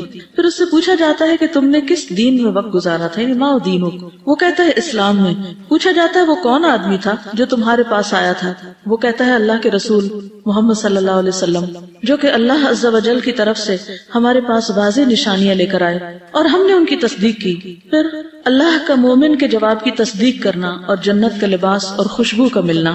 مومن جب یہ جواب دے دیتا ہے تو سنن نبی داؤد کی روایت ہے، پھر ایک آواز لگانے والا آواز لگاتا ہے کہ میرے بندے نے سچ کہا، بس اس کے لیے جنت کا بستر بچھا دو اور اسے جنت کے کپڑے پہنا دو اور اس کے لیے جنت میں ایک دروازہ کھول دو. پھر جنت کی ہوا اور خوشبو اس کے پاس آتی اور اس کی قبر حد نگاہ تک کشادہ کر دی جاتی، اور جنت کی ہوا ایئر کنڈیشن کی ہوا سے زیادہ اچھی اور اس کی خوشبو ہمارے ایئر فریشنر سے زیادہ بہترین. ایک فوبیا ہوتا ہے نا کہ جب آپ کہیں چھوٹی جگہ پہ ہوتے ہو تو ایک دم سے آپ کو گھبراہٹ ہوتی ہے. مجھے تھوڑا سا وہ ہوتا ہے، تو جب گاڑی میں بھی کئی دفعہ ہوتی ہے نا تو مجھے وہ شروع ہو جاتا ہے ہونا. تو جب بھی میں قبر کے بارے میں سوچتی ہوں میں ہمیشہ یہی سوچتی ہوں کہ ایک پیرالائزڈ انسان ہے اور وہ کلاسٹروفوبک ہے، اور اس کو ایسی جگہ پہ آپ بند کر دیں تو اس کی جو دہشت ہوگی نا وہ قبر سے کوئی نہیں کر سکتا. بالکل، لیکن اس میں وسعت اور اس میں ہوائیں اور خوشبوئیں اور اچھا لباس، یہ سب اس کے لیے ہے جس کے جواب درست ہوں گے. اگر ہم غور کریں تو دیکھیں کہ اللہ تعالیٰ ہم سب کو وقتاً فوقتاً ڈیتھ کا ایکسپیرینس کرواتے ہیں خواب کی صورت میں. یعنی خواب میں جب ہم کبھی بھیانک خواب دیکھتے ہیں اور پھر ہم شکر ادا کرتے ہیں جب ہماری آنکھ کھلتی ہے، تو میں یہ سوچتی ہوں کہ اس وقت تو ہماری آنکھ نہیں کھلے گی، ہم اسی طرح سب کچھ فیل کر رہے ہوں گے جیسے ہم خواب کی صورت میں. بالکل. کیوڑا سالٹ مائنز جانے کا اتفاق ہوا تو وہاں ہم 4000 فیٹ جو ہے اس کی ڈیپتھ میں گئے. وہاں پہ امیجن کریں اتنی ٹھنڈی ہوا تھی اور گیٹ سے داخل ہوتے ہی ایسا لگ رہا تھا کہ نیچے کئی اے سی لگے ہوئے ہیں، اور وہاں 18 ڈگری سینٹی گریڈ رہتا ہے سردی گرمی میں، اور جو ہے نا اتنا وہ فریش ایئر تھی کہ لگ نہیں رہا تھا کہ ہم اتنی گہرائی میں ہیں. تو وہاں جب ہم گئے تو 3 گھنٹے ہم نے وہاں اسٹے کیا اور کسی کے موبائل پہ کوئی کال نہیں آئی. تو پہلا خیال مجھے جو آیا کہ جب اس پہاڑ کی گہرائی میں ہمیں کوئی کال نہیں آئی تو قبر میں تو پھر قطعاً کوئی کال نہیں آئے گی. لیکن اگر قبر اتنی ٹھنڈی ہو اور وہ سب طرف نمک اور اتنا خوبصورت ماحول ہو تو پھر باہر سے کالز کی ضرورت بھی نہیں ہوئے گی. یہ بھی تو اللہ کی نشانیوں میں سے ایک نشانی ہے کہ اللہ تعالیٰ یہ چیزیں دکھاتا ہے کہ زمین کے اندر کی فضا کو وہ جیسے چاہے بدل دے. یعنی اگر نمک کی یہ کان ایک مستقل ایسی کیفیت میں کہ 18 ڈگری تک یہ وہ رہتا ہے ٹمپریچر اور ٹھنڈی ہوائیں، اور تو قبر بھی تو زمین کے نیچے ہوتی ہے، جس کے لیے اللہ چاہے ویسی ہوائیں وہاں بھی چلا دے. یعنی مشکل نہیں ہے، ناممکن نہیں ہے. یہ سب چیزیں جو بتائی گئی ہیں ان کو ماننا ضروری ہے، یہ ایمان کا حصہ ہے کہ ایسا ہوگا، کیونکہ اگر یہ مانا نہ جائے تو عمل بھی نہیں بدلتے. اور شیطان کی یہ بہت کوشش رہی ہے کہ لوگوں کے دل میں اس کے بارے میں طرح طرح کے وسوسے اور شکوک و شبہات ڈال کر اس کو لوگوں پر مبہم بنا دے، ایمان کو کمزور کر دے. لیکن جو بات صحیح احادیث سے پتہ چل رہی ہو اس کو کیسے جھٹلا سکتے ہیں. پھر نیک اعمال کا قبر کی تنہائی کو دور کرنا. نبی صلی اللہ علیہ وسلم نے فرمایا کہ مومن کے پاس ایک خوبصورت لباس اور انتہائی عمدہ خوشبو والا ایک آدمی آتا ہے اور اس سے کہتا ہے تمہیں خوشخبری مبارک، یہ وہی دن ہے جس کا تم سے وعدہ کیا جاتا تھا۔ وہ اس سے پوچھتا ہے کہ تم کون ہو؟ تمہارا چہرہ ہی خیر کا پتہ دیتا ہے۔ وہ جواب دیتا ہے میں تمہارا نیک عمل ہوں۔ اس پر وہ کہتا ہے کہ اے میرے رب، قیامت ابھی قائم کر دے تاکہ میں اپنے اہل خانہ اور مال میں واپس لوٹ جاؤں، یعنی سب سے جا ملوں۔ پھر صدقہ کا قبر کی آگ بجھانا۔ عقبہ بن عامر سے مروی ہے کہ نبی صلی اللہ علیہ وسلم نے فرمایا صدقہ کرنے والوں کی قبروں سے حرارت بجھاتا ہے، اور مومن روز قیامت اپنے صدقے کے سائے میں ہوگا۔ یہ سلسلہ صحیحہ میں سے ہے، یعنی صدقہ قبروں کی حرارت کو بجھاتا ہے۔ ایک اور حدیث میں تھا نا اللہ کے غضب کو ٹھنڈا کرتا ہے، اور یہاں دوسری بات کیا ہے کہ قیامت کے دن مومن اپنے صدقے کے سائے میں ہوگا۔ لیکن ہم صدقہ کرنے کے لیے بھی انتظار کرتے رہتے ہیں، اور ہر دوسری چیز کو یہ سوچ کے پاس رکھ لیتے ہیں کیا پتہ کبھی کام آ جائے۔ کچھ اینٹیکس بنائے ہوئے ہیں، اور کچھ ہم اپنی یادیں ہیں اس میں ہماری، اور کچھ کباڑ خانہ بھر کے ساری یادیں ہمارے مرتے ہی باہر پھینک دی جاتی ہیں، کوئی ویلیو نہیں اس کی، کیونکہ ہر کوئی اپنی مرضی کی زندگی گزارنا چاہتا ہے۔ کوئی ضروری تو نہیں کہ ہماری اولاد ہمارے ڈیکوریشن پیسز کو کوئی ویلیو دے۔ اس لیے دنیا کی زائد زینت کو چھوڑ کر اس آخرت کے گھر کو ٹھنڈا کرنے کی فکر کریں۔ پھر جنت کا دروازہ کھولا جانا اور اس کی ٹھنڈی ہوا۔ سوال و جواب کے بعد پھر اس کے لیے جنت کے دروازوں میں سے ایک دروازہ کھول دیا جاتا ہے، اور اس سے کہا جاتا ہے یہ تیرا جنت میں ٹھکانہ ہے، اور جو اللہ تعالیٰ نے تیرے لیے اس میں تیار کیا ہے، تو اس کے رشک اور خوشی میں اضافہ ہو جاتا ہے۔ پھر اس کے لیے جہنم کے دروازوں میں سے ایک دروازہ کھولا جاتا ہے، اور اس سے کہا جاتا ہے اگر تو نے نافرمانی کی ہوتی تو یہ تیرا ٹھکانہ ہوتا، اور جو اللہ نے اس میں تیرے لیے تیار کیا ہوا ہے تو اس کی خوشی اور سرور میں اضافہ ہو جاتا ہے۔ پھر اس کے لیے اس کی قبر 70 ہاتھ فراخ کر دی جاتی ہے، اور اس میں اس کے لیے روشنی کر دی جاتی ہے، اور روشنی کا ذکر بھی آپ نے پڑھا۔ پھر روح کا سبز پرندوں میں ڈالا جانا، یعنی جو شہداء کی روح ہے خاص طور پر۔ اس کے بعد جسم کو اسی طرح لوٹا دیا جاتا ہے جیسا کہ وہ اس سے شروع ہوا تھا، اور اس کی روح کو اچھی روح میں کر دیا جاتا ہے، اور وہ ایک پرندہ ہے جو جنت کے درخت سے کھاتا ہے۔ رسول اللہ صلی اللہ علیہ وسلم نے فرمایا شہداء جنت کے دروازے پر موجود ایک نہر کے کنارے پر سبز رنگ کے خیمے میں رہتے ہیں، جہاں صبح و شام جنت سے ان کے پاس رزق پہنچتا ہے۔ ابھی تو یہ فاصلے بہت بڑے لگتے ہیں، جسم یہاں ہے، روح وہاں ہے، رزق یہاں پہنچ رہا ہے، وہاں بھی وہ اڑ رہے ہیں، یہ سب کیا ہے؟ ہمیں یہ باتیں بکھری بکھری سکیٹرڈ لگتی ہیں، لیکن اللہ کے لیے کچھ مشکل نہیں کہ ان سب کا ایسا کنیکشن بنا دے کہ جسم اور روح دونوں ہی اس سے مستفید ہو رہے ہیں۔ پھر صبح شام جنت کا ٹھکانہ دکھایا جاتا ہے، جنت کا گھر سامنے نظارہ کرایا جاتا ہے۔ ہمارے ملک میں تو ایسا نہیں، لیکن کینیڈا میں ایسا ہوتا ہے کہ جب آپ کو کوئی گھر خریدنا ہوتا ہے، آپ پراپرٹی ڈیلر کے پاس جاتے ہیں، ریئل اسٹیٹ کے پاس، تو وہ آپ کو انٹرنیٹ پہ گھروں کے لنک دے دیتے ہیں کہ کس رینج میں آپ کو خریدنا ہے۔ پھر آپ ان کو پورا اس کے اندر 3D کی شکل میں یا مختلف تصویروں کے ساتھ اس کو پورا اندر سے وزٹ کر لیتے ہیں۔ پھر اس کے بعد یہ کہ سارے مل بیٹھتے ہیں، پھر دیکھتے ہیں اچھا ونڈوز ایسی ہیں، انٹرنس ایسی ہے، فلور ایسا ہے، چھت ایسا ہے، باہر ایسا ہے، ادھر ایسا ہے، ہر ایک ایک چیز اس میں اس اسکرین اس ونڈو کے تھرو سب دیکھی جا رہی ہوتی ہے، اور وہ دنیا کے کسی بھی حصے میں بیٹھ کے آپ دیکھ سکتے ہیں۔ یہ اگر انسانوں نے دنیا میں اپنے گھروں کے لیے سسٹم کر رکھا ہے کہ اس گھر کو خریدنے سے پہلے آپ اس میں گھوم پھر کے دیکھ لیں، کیونکہ سائٹ پہ جانا تو مشکل ہوتا ہے، بعض اوقات سبھی مصروف ہیں، یا دور دور فاصلے ہوتے ہیں، یا آپ کو ایک سٹی سے دوسری میں موو ہونا ہے اور آپ رینٹ پہ لے رہے ہیں گھر تو بھی آپ دیکھنا چاہتے ہیں، تو آپ اس اسکرین پہ سب کچھ دیکھ سکتے ہیں کہ آپ کہاں جانے والے ہیں۔ تو یہاں بھی آپ دیکھیے کہ مرنے کے بعد قبر میں آخری گھر جو ہے جنت کا گھر، اس کی بھی سیر کرائی جاتی ہے، یہ ہے تمہارا گھر۔ اسی لیے قیامت کے دن جب جنت میں جائیں گے تو آتا نا کہ عرفہا لہم، وہ جنت جس کی اللہ نے ان کو پہلے سے پہچان کرا دی، ان کو پتا ہے کہ وہ ان کا گھر کون سا ہے۔ رسول اللہ صلی اللہ علیہ وسلم نے فرمایا جب تم میں سے کوئی آدمی مر جاتا ہے تو صبح شام اس کا ٹھکانہ اس پر پیش کیا جاتا ہے، اگر وہ جنت والوں میں سے ہے تو جنت والوں کا مقام، اور اگر دوزخ والوں میں سے ہوتا ہے تو دوزخ والوں کا مقام اسے دکھا دیا جاتا ہے، اور اس سے کہا جاتا ہے کہ یہ تیرا ٹھکانہ ہے جب تک کہ اللہ تعالیٰ قیامت کے دن تجھے اٹھا کر اس جگہ نہ پہنچا دے۔ اب آپ دیکھیے کہ قیامت کے دن اس میں جانا ہے، لیکن پھر بھی قیامت کے دن کا اٹھنا اور حساب کتاب اور پل صراط پار کرنا یہ اپنی جگہ ہے، چاہے پتہ بھی ہو کہ آگے جنت ہے۔ یہ بالکل ایسی جیسے آپ اگر کسی دوسرے ملک میں جا کے رہنا چاہتے ہیں اور یہاں سے آپ نے گھر ور دیکھ لیا، سب کچھ کر لیا، پیمنٹ بھی ہو گئی، آپ کے نام بھی ہو گیا، سب ہو گیا، لیکن اس ملک تک پہنچنے کے لیے آپ کو جہاز پر بھی بیٹھنا ہے، اور اس سے پہلے آپ کو ایئرپورٹ پہ بھی جانا ہے، اور وہاں آپ کی اسکریننگ بھی ہونی ہے، اور وہاں آپ کا سامان تولا بھی جانا ہے، وہاں آپ سے امیگریشن نے کوشچن بھی کرنے ہیں کہ آپ جا کہاں رہے ہیں، اور پھر جہاں اتریں گے وہاں بھی پوچھا جائے گا کہ کہاں آئے، کیوں آئے۔ یہ پروسیس اپنی جگہ چلنا ہے، کیونکہ بعض لوگ کہتے ہیں کہ یہ کیسے، قبر میں اگر جنت جہنم دیکھ لی یہی حساب ہو گیا تو پھر یوم الحساب کی کیا ضرورت ہے۔ تو وہ پروسیس ہے ایک جس کے بغیر کوئی بھی آگے نہیں پہنچ سکتا، چاہے وہ پہلے سے ہی سب دیکھ لے۔ پھر اپنا ٹھکانہ دے کر مومن اللہ کا شکر کرے گا۔ مسند احمد میں ہے ہر جنتی کو جہنم میں اس کا ٹھکانہ دکھایا جاتا ہے اور وہ کہتا ہے کہ اگر اللہ نے مجھے ہدایت نہ دی ہوتی تو میں یہاں ہوتا، اور پھر وہ اس پر شکر کرتا ہے. یعنی جنت کا گھر دیکھ کر اور پھر جہنم میں بھی اس کا مقام دکھا دیا جاتا ہے کہ اگر تم وہاں نہ جاتے تو یہاں آنا تھا تم نے، تو اس سے شکر کرتا ہے کہ اللہ نے اس سے بچا لیا. پھر جنت کا کھانا. ایک انصاری صحابی سے مروی ہے، مسند احمد کی روایت ہے کہ ایک مرتبہ ہم لوگ رسول اللہ صلی اللہ علیہ وسلم کے ہمراہ ایک انصاری کے جنازے میں نکلے. میں اس وقت 9 عمر تھا اور اپنے والد کے ساتھ تھا. رسول اللہ صلی اللہ علیہ وسلم قبر کے کنارے بیٹھ گئے اور قبر کھودنے والے کو تلقین کرنے لگے کہ سر کی جانب سے اسے کشادہ کرو اور پاؤں کی جانب سے اسے کشادہ کرو، اس کے لیے جنت میں بہت سے خوشیں ہیں. یعنی شہداء کو تو رزق ملتا ہی، تو کچھ لوگ جو مرتے ہیں وہ شہیدوں کی جیسی موت مرتے ہیں یا ان کو بھی شہادت کی خوشخبری دی جاتی ہے، تو سکتا ہے ان کے لیے بھی رزق آتا ہو. یہ غیب کی بات ہے نا، ہمارا غیب پر ایمان ہے. اللہ کے نبی نے بتایا ایسا ہی ہوگا. ایک روز میں ایک پروگرام دیکھ رہی تھی تو اس میں ایک گور کن اپنے تجربے بتا رہا تھا کہ جب وہ قبر کھودتے ہیں تو کیا ہوتا ہے. تو اس میں بتا رہا تھا کہ کچھ قبریں ہم کھودنے لگتے ہیں اور ہم تھوڑی سی کھودتے ہیں تو وہ جگہ کھلی کھلی ملنے لگتی ہے. یعنی ہم پاؤں کی طرف سے کھولتے ہیں تو کھل جاتی ہے، یعنی جگہ کھلتی جاتی اور کچھ لوگوں کے لیے ہم کھودتے جاتے قبر کھلی نہیں ہو پاتی. آخر منزل تو اللہ ہی کو پتا ہے. لیکن مجھے بڑی حیرت ہے کہ یہ کیا بات کر رہا ہے. تو اس حدیث کے بعد مجھے سمجھ میں آتا ہے کہ نبی صلی اللہ علیہ وسلم جب قبر کھدواتے تھے اس وقت بھی انسٹرکشن دیتے تھے کہ کھلی کھلی کھودو، یعنی صرف مردے کو پھینکنے والی بات نہ. پھر قبر میں سکون. قتادہ کہتے ہیں کہ ہمیں یہ بات بتائی گئی کہ مومن کی قبر میں 70 ہاتھ کشادگی کر دی جاتی اور قیامت کے دن تک کے لیے اس کی قبر کو خوشحالی سے بھر دیا جاتا ہے. یعنی وَيُمْلَوْ عَلَيْهِ خَضِرًا، یہ سرسبز گرینری ہوتی ہے. واپس جانے کی تمنا کرنا.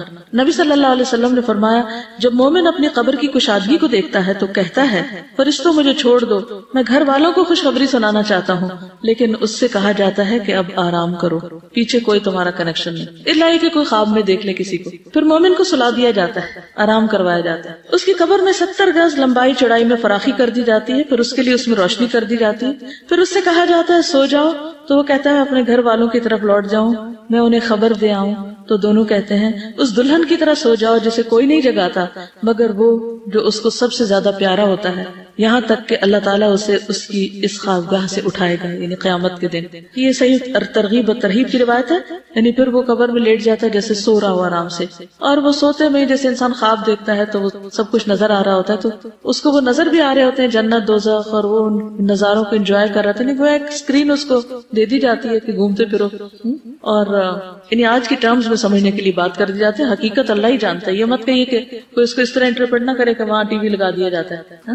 یعنی مانا یہ ہے کہ صرف سمجھنے کے لیے کہ جیسے دنیا میں ہم بعض اوقات بیڈ روم میں آرام سے لیٹے ہوتے ہیں، ٹھنڈا ماحول ہوتا ہے، اور پھر سوچتے ہیں کہ اچھا کچھ دیکھ لیں اور دیکھنا شروع کر دیتے ہیں اور دیکھ دیکھ کے انجوائے کر رہے ہیں. تو وہاں بھی جو جنتی ہوگا وہ نظاروں کو دیکھ دیکھ کے خوش ہو رہا ہوگا، اور ویسے وہ آرام کی نیند سو رہا ہوگا، اور قیامت کے دن اس کو آرام سے اٹھا دیا جائے گا. شہداء کی خصوصی مہمان نوازی ہوگی.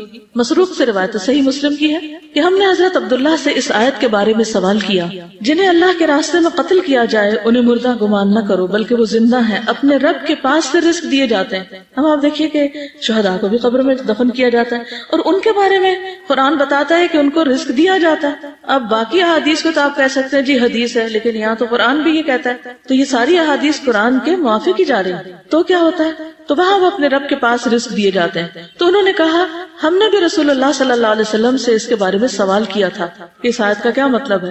تو آپ نے فرمایا ان کی روحیں سرسبز پرندوں کے جوف یعنی پیٹ میں ہوتی ہیں. ان کے لیے ایسی قندیلیں ہیں، یعنی ایسے شینڈلیئرز ہیں جو عرش کے ساتھ لٹکی ہوئی ہیں، اور وہ روحیں جنت میں گھومتی پھرتی رہتی ہیں، جہاں چاہیں انہی قندیلوں میں واپس آ جاتی ہیں. ان کا رب ان کی طرف مطلع ہو کر فرماتا ہے توجہ کر کے کیا تمہیں کسی چیز کی خواہش ہے، کچھ چاہیے؟ وہ عرض کرتے ہیں ہم کس چیز کی خواہش کریں، حالانکہ ہم جہاں چاہتے ہیں جنت میں پھرتے ہیں، یعنی ہم جہاں جہاں چاہتے ہیں گھومتے پھرتے ہیں. اللہ تعالیٰ ان سے 3 مرتبہ اس طرح فرماتا ہے. جب وہ دیکھتے ہیں کہ انہیں کوئی چیز مانگے بغیر چھوڑا نہیں جائے گا تو وہ عرض کرتے ہیں رب ہم چاہتے ہیں کہ آپ ہماری روحیں ہمارے جسموں میں ڈال دیں یہاں تک کہ ہم تیرے راستے میں پھر قتل کیے جائیں. یعنی اس موت میں اتنی لذت ہے. جب اللہ دیکھتا ہے کہ انہیں اب کوئی ضرورت نہیں تو انہیں چھوڑ دیا جاتا ہے. لیکن جو شخص مومن نہیں ہوتا اس کی قبر اور زندگی کیسی ہے؟ مرتے وقت اس کو ساتھ ہی موت کے فرشتوں سے ہی سزا ملنے لگتی ہے. وَأَمَّا إِن كَانَ مِنَ الْمُكَذِّبِينَ الضَّالِّينَ. اب مکذبین بھی ہیں اور ضالین بھی ہیں، یہ دونوں بیک وقت بھی ہو سکتے ہیں اور خالی دالین بھی ہو سکتے ہیں، پتہ ہی نہیں کرنا کیا ہے. فنزل من حمیم وتصلیۃ جحیم، سورۃ الواقعہ 92 سے 94. اگر وہ جھٹلانے والے گمراہوں سے ہوگا تو کھولتا پانی اس کی مہمانی ہوگی اور وہ دوزخ میں دھکیل دیا جائے گا. سورۃ النحل 28-29 میں فرمایا الذین تتوفاہم الملائکۃ ظالمی انفسہم فألقوا السلم ما كنا نعمل من سوء بلى ان اللہ علیم بما تعملون فادخلوا ابواب جہنم خالدین فیہا فلبئس مثوى المتکبرین. وہ لوگ جو اپنے آپ پر ظلم کر رہے ہوتے ہیں دنیا میں، جب فرشتے ان کی روح قبض کرتے ہیں یا کرنے کے لیے آتے ہیں تو ہتھیار ڈال دیتے ہیں، ہینڈز اپ. ہم کوئی برے کام تو نہیں کر رہے تھے، جھوٹ بولنا شروع کر دیتے، ہم تو کوئی غلط کام نہیں کر رہے تھے. دنیا میں بھی یہی دھوکہ، ہم تو کوئی غلط نہیں کر رہے، ہم تو ٹھیک ہی کر رہے ہیں. تعویلیں دے دے کے ہم سب اپنے کانشیس یا ضمیر کو سلائے رکھتے ہیں. فرشتے کہیں گے کیوں نہیں کر رہے تھے جو کچھ تم کر رہے تھے، اللہ یقیناً اسے خوب جانتا ہے. اب جہنم کے دروازوں سے اس میں داخل ہو جاؤ، تم ہمیشہ اس میں رہو گے. غرض تکبر کرنے والوں کا ٹھکانہ بہت برا ہے. سورۃ الانفال 50 میں فرمایا وَلَوْ تَرَىٰ إِذْ يَتَوَفَّى الَّذِينَ كَفَرُوا الْمَلَائِكَةُ يَضْرِبُونَ وُجُوهَهُمْ وَأَدْبَارَهُمْ وَذُوقُوا عَذَابَ الْحَرِيقِ. کاش آپ اس حالت کو دیکھتے جب فرشتے ان مقتول کافروں کی روحیں قبض کر رہے تھے تو ان کے چہرے اور ان کی پشتوں پہ ضربے لگاتے تھے اور کہتے تھے اب جلانے والے عذاب کا مزہ چکھو. کبھی کسی نے دیکھا مار پڑتے مردے کو؟ ہمیں تو نظر نہیں آتی. یہ قرآن کہتا ہے کہ جان لیتے وقت بھی ان کو مار پڑ رہی ہوتی. پھر کافر کی موت کا منظر مسند احمد میں آتا ہے. جب کوئی کافر شخص دنیا سے رخصتی اور سفر آخرت پہ جانے کے قریب ہوتا ہے تو اس کے پاس آسمان سے سیاہ چہروں والے فرشتے اتر کر آتے ہیں جن کے پاس ٹاٹ ہوتے ہیں، بوریاں. وہ تحت نگاہ بیٹھ جاتے ہیں. پھر ملک الموت ان کے سرہانے آ کے بیٹھ جاتا ہے اور اس سے کہتے ہیں کہ اے نفس خبیثہ، اللہ کی ناراضگی اور غصے کی طرف چل. یہ سن کر اس کے جسم میں روح دوڑنے لگتی ہے، یعنی ادھر ادھر چھپتی ہے، اور ملک الموت اسے جسم سے اس طرح کھینچتے ہیں جیسے گیلی اون سے سیخ کھینچی جاتی ہے. کباب والی سیخ ہوتی ہے، اون اگر اس کے اندر ڈال دی جائے تو نکالنا اس کا مشکل ہوتا ہے، چپک جاتی ہے اور اسے پکڑ لیتے ہیں. فرشتے ایک پلک جھپکنے کی مقدار بھی اسے ان کے ہاتھ میں نہیں چھوڑتے اور اسے ٹاٹ میں لپیٹ لیتے ہیں. اس موقع پر کافر اللہ کی ملاقات کو پسند نہیں کرتا. رسول اللہ صلی اللہ علیہ وسلم نے فرمایا جب کافر کی موت کا وقت قریب آتا ہے تو اللہ کے عذاب اور اس کی سزا کی بشارت دی جاتی. اس وقت کوئی چیز اس کے دل میں اس سے زیادہ ناگوار نہیں ہوتی جو اس کے آگے ہوتی. اب مجھے اللہ کے سامنے کھڑے ہونا ہے. وہ اللہ سے جا ملنے کو ناپسند کرنے لگتا ہے، بس اللہ بھی اس سے ملنے کو ناپسند کرتا ہے. اب دیکھیے دنیا میں کچھ لوگ اللہ کی بات نہیں سننا چاہتے، موت کے وقت اللہ سے ملنا نہیں چاہتے، قیامت کے دن اللہ کے سامنے کھڑے نہیں ہونا چاہتے. تو آخری انجام کیا ہوگا؟ کہ اللہ تعالیٰ اپنا دیدار ان سے کیوں کروائے جب انہیں کوئی شوق اور دلچسپی نہیں تھی، اور یوں وہ ہمیشہ کے لیے حسرتوں میں گم ہو جائیں گے. پھر مسلسل عذاب کی خبر دینا. اگر وہ گناہگار آدمی ہو تو فرشتے کہتے ہیں اے خبیث روح جو خبیث جسم سے نکل رہی، نکل، اخرجی، قابل مذمت ہو کر نکل، ذمیمتن وابشری بحمیم وغساق، اور کھولتے پانی اور کانٹے دار کھانے کی خوشخبری قبول کر، وآخر من شکلہ ازواج، اور اس قسم کے دیگر انواع و اقسام کے عذاب کی خبر وہ بھی قبول کر. یہ اس کے سامنے جملے بار بار دہرائے جاتے ہیں یہاں تک کہ اس کی روح نکل جاتی.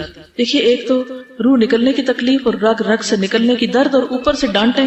جیسے ایک بچے کو چوٹ لگے اور ادھر اس کی ماں اور ڈانٹنا شروع کر دے تو وہ دکھ پہ دکھ بڑھ جاتا ہے. پھر انتہائی بدبودار ٹھکانہ.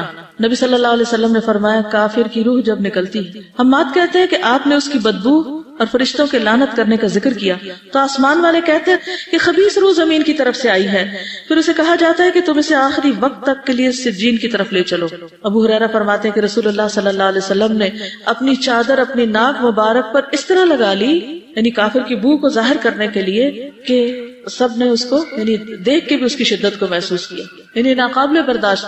کچھ اسمیل ہوتی ہے نا تھوڑی بہت، اور کچھ ہوتی ہے کہ آپ برداشت نہیں کر سکتے تو پھر اپنا ناک ڈھانپ لیتے ہیں. فرشتے اسے ٹاٹ میں لپیٹ لیتے ہیں، ایک اور روایت میں آتا ہے، اور اس سے ایسی بدبو آتی ہے یعنی روح سے بھی جو کسی بھی مردار کی سب سے زیادہ بو زمین پہ ہو سکتی. یعنی زمین پر کسی مردار کی بدترین بو جو ہوتی ہے وہ اس کی روح سے بھی نکل رہی ہوتی ہے. پھر آسمان کے دروازے نہیں کھولے جاتے. کافر کی روح کو آسمان کی طرف لے جایا جاتا ہے، وہاں کا دروازہ نہیں کھولا جاتا. وہاں کے فرشتے پوچھتے ہیں یہ کون ہے؟ کہا جاتا ہے فلاں شخص ہے. وہ کہتے ہیں کوئی مرحبا نہیں، کوئی مرحبا نہیں، لا مرحبا بالنفس الخبیثہ، اس ناپاک نفس کے لیے جو ناپاک بدن میں تھا. لوٹ جا برائی کے ساتھ، ارجعی ذمیمتن، تیرے لیے آسمان کے دروازے نہیں کھلیں گے. قرآن پاک میں بھی آتا ہے نا کہ ان کے لیے آسمان کے دروازے کھولے نہیں جائیں گے. پھر آسمان سے پٹخایا جاتا ہے. فرشتے اس روح کو لے کر اوپر چڑھتے ہیں. فرشتوں کے جس گروہ کے پاس سے ان کا گزر ہوتا ہے وہی گروہ کہتا ہے یہ کیسی خبیث روح ہے. وہ اس کا دنیا میں لیا جانے والا بدترین نام بتاتے ہیں. جو چور ڈاکو مجرم ہوتے ہیں وہ انہی چیزوں کے ساتھ پھر پہچانے بھی جاتے ہیں, یہاں تک کہ اسے لے کر آسمان دنیا میں پہنچ جاتے ہیں, دروازے کھلواتے ہیں لیکن دروازہ نہیں کھولا جاتا. پھر رسول اللہ صلی اللہ علیہ وسلم نے یہ آیت تلاوت کی, لا تفتح لهم ابواب السماء ولا يدخلون الجنة حتى يلج الجمل في سم الخياط. ان کے لیے آسمان کے دروازے نہ کھولے جائیں گے اور نہ ہی وہ جنت میں داخل ہوں گے تا وقت کہ اونٹ سوئی کے ناکے میں داخل ہو جائے. اللہ تعالیٰ فرماتے ہیں کہ اس کا نامہ اعمال سجین میں سے نچلی زمین میں لکھ دو, یعنی اور گہرائیوں میں پستیوں میں. اب یہ نچلی زمین کیا ہے اللہ عالم. چنانچہ اس کی روح کو پھینک دیا جاتا ہے. پھر یہ آیت تلاوت فرمائی, وَمَن يُشْرِكْ بِاللَّهِ فَكَأَنَّمَا خَرَّ مِنَ السَّمَاءِ فَتَخْطَفُهُ الطَّيْرُ أَوْ تَهْوِي بِهِ الرِّيحُ فِي مَكَانٍ سَحِيقٍ. جو اللہ کے ساتھ شرک کرتا ہے وہ ایسے ہے جیسے آسمان سے گر پڑا پھر اسے پرندے اچک لیں یا ہوا اسے دور دراز کی جگہ میں لے جا پھینکے. ہم نے دیکھا کہ جب ہوا چلتی ہے تو چیزوں کو اڑا کے وہ دور لے جاتی کہ وہ پکڑائی بھی نہیں دیتی. پھر اس کی روح جسم میں لوٹا دی جاتی ہے. پھر وہ تمنا کرتا ہے کہ قبر کی طرف اس کو نہ لے جایا جائے. وہ مرنے والا اگر نیک نہیں ہوتا تو کہتا ہے ہائے بربادی, مجھے کہاں لے کے جا رہے ہو. یہ صحیح بخاری کی روایت, مجھے کہاں لے کے جا رہے ہو. اس کی آواز انسان کے علاوہ اللہ کی ہر مخلوق سنتی ہے. اگر انسان سن پائے تو بے ہوش ہو جائیں, برداشت نہ کر سکے. پھر قبر میں سوال و جواب کے وقت خوف کی حالت میں اٹھنا. جب فرشتے آتے ہیں تو اسے کہتے ہیں بیٹھ جاؤ. وہ مروب اور خوف زدہ حالت میں بیٹھ جاتا ہے. کہا جاتا ہے تو اس شخص کے متعلق کیا کہتا ہے جو تم میں موجود تھا, تو اس پہ کیا گواہی دیتا ہے. کہتا ہے وہ کون سا آدمی, وہ اس کے نام سے بھی واقف نہیں. اس سے کہا جاتا ہے کہ محمد صلی اللہ علیہ وسلم. وہ کہتا ہے میں نہیں جانتا. لوگوں کو بات کرتے سنتا تھا جیسے لوگ کہتے تھے میں بھی کہہ دیتا تھا, یعنی سنی سنائی خبریں بس تھی میرا علم.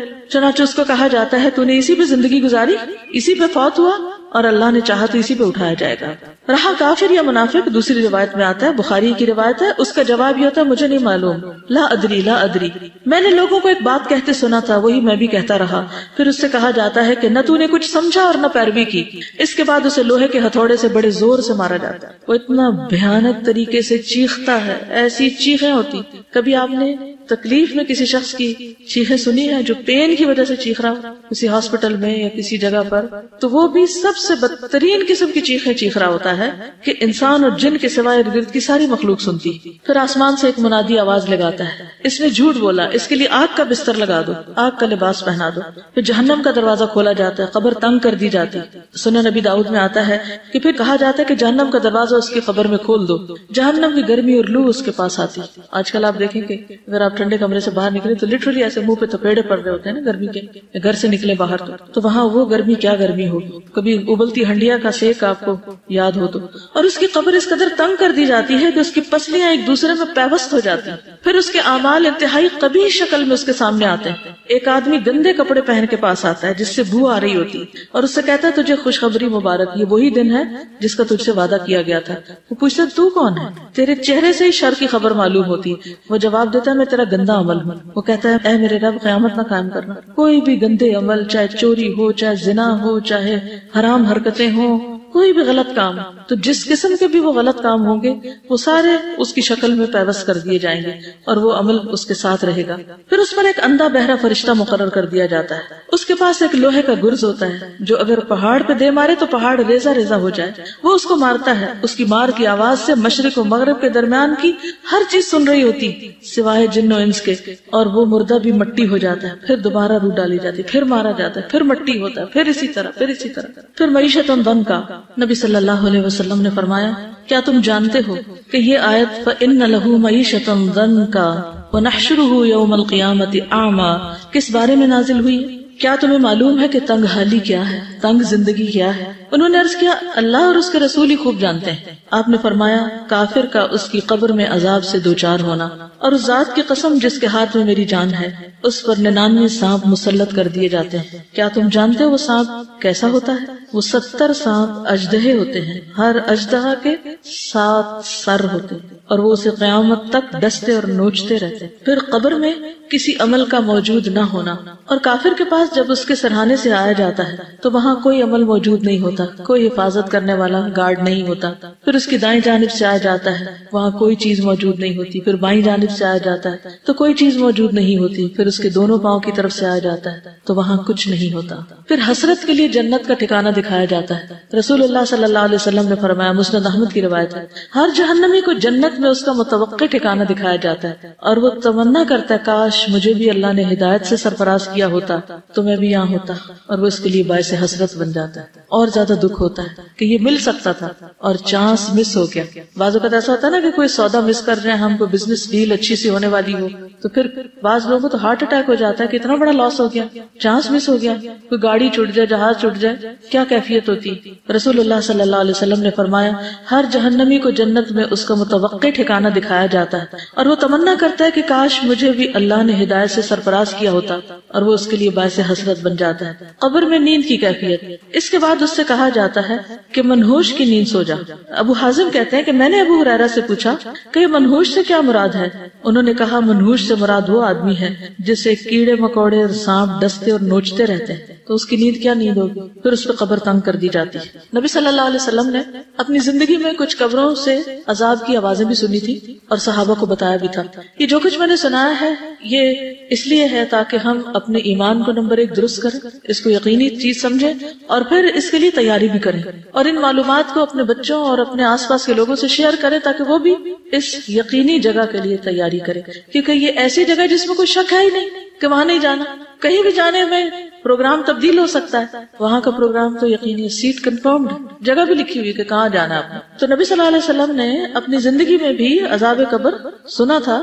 ابو ایوب سے روایت ہے کہ رسول اللہ صلی اللہ علیہ وسلم سورج غروب ہونے کے بعد باہر نکلے تو آپ نے کچھ آواز سنی. آپ نے فرمایا یہودیوں کو ان کی قبروں میں عذاب ہو رہا ہے. انس نے بیان کیا, ایک اور روایت ہے صحیح بخاری کی. انس بیان کرتے ہیں کہ ایک شخص پہلے عیسائی تھا, پھر وہ اسلام میں داخل ہو گیا. اس نے سورۃ البقرہ اور آل عمران پڑھ لی تھی اور وہ نبی صلی اللہ علیہ وسلم کا کاتب بن گیا, لکھنے والا. پھر وہ شخص مرتد ہو کر عیسائی ہو گیا. کہنے لگا, محمد کے لیے جو کچھ میں نے لکھ دیا ہے اس کے سوا اور کچھ بھی معلوم نہیں مجھے. پھر اللہ کے حکم سے اس کی موت واقع ہو گئی. اس کے آدمیوں نے اسے دفن کر دیا. جب صبح ہوئی تو انہوں نے دیکھا کہ اس کی لاش قبر سے نکل کر زمین کے اوپر پڑی. عیسائیوں نے کہا کہ یہ محمد صلی اللہ علیہ وسلم اور اس کے ساتھیوں کا کام ہے. چونکہ ان کا دین اس نے چھوڑ دیا تھا اس لیے انہوں نے اس کی قبر کھودی اور لاش کو باہر پھینک دیا.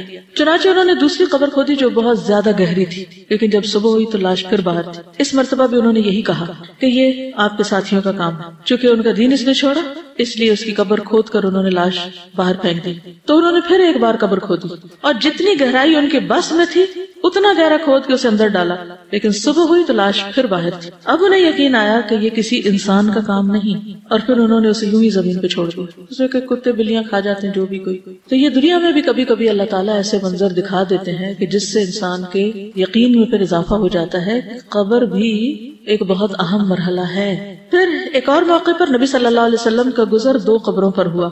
آپ نے فرمایا ان دونوں قبروں پر عذاب ہو رہا ہے, اور یہ کسی بڑی بات میں نہیں. ان میں سے ایک تو چغل خوری کرتا تھا اور دوسرا پیشاب سے بچنے کے لیے احتیاط نہیں کرتا تھا. چغل خوری کیا ہوتی ہے کہ ایک جگہ کی خبریں دوسری جگہ پہنچانا اور لوگوں کو لڑانا, مخبریاں کر کے ادھر کی باتیں سن ادھر کی سن اور پھر آگے دوسروں تک اس کو پہنچا کے کام خراب کرنا. اور دوسرا نجاست کا فکر نہیں کرتا, یعنی پیشاب کی چھینٹیں اگر ظاہر جسم پہ پڑے, کپڑوں پہ نہ وضو نہ نماز, کیا حاصل. یہ بھی صحیح بخاری کی روایت تھی, یاد رکھیے. اب کئی لوگ کہتے ہیں نا قبر میں کہاں سے عذاب ہوتا ہے, تو اللہ کے رسول صلی اللہ علیہ وسلم خود بتا رہے ہیں اور صحیح ترین روایت ہے, شک کی تو گنجائش ہی کوئی نہیں. ایک اور روایت میں آتا ہے, عبداللہ بن مسعود سے روایت ہے کہ رسول اللہ صلی اللہ علیہ وسلم نے فرمایا اللہ کے ایک بندے کے بارے میں حکم دیا گیا, اور یہ سلسلہ صحیحہ کی روایت ہے, اسے قبر میں 100 کوڑے لگائے جائیں.